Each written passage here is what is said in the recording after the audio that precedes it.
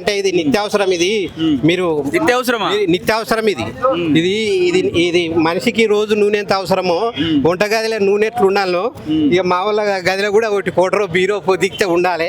ఇది ఖచ్చితంగా నిత్యావసరమే. ఎందుకు నిత్యావసరం అనండి, ఇది మాకు నిత్యావసరమే, మా వాళ్ళకి నిత్యావసరమే, ప్రభుత్వానికి కూడా నిత్యావసరమే. ఎట్లాను మా వాళ్ళు చెప్పిన లెక్క చెప్తున్నా, నా సొంత కవిత్వం కాదు ఇది. మా వాళ్ళు ఏం చెప్పారంటే ప్రతి నెలనట వాళ్ళు 3,000 నుంచి 4,000 కోట్ల రూపాయలు ప్రభుత్వానికి ఓన్లీ మద్యం ద్వారా ఆదాయాన్ని సమకూరుస్తున్న మెగా వాటాదారులంట మా మద్య ప్రియులు.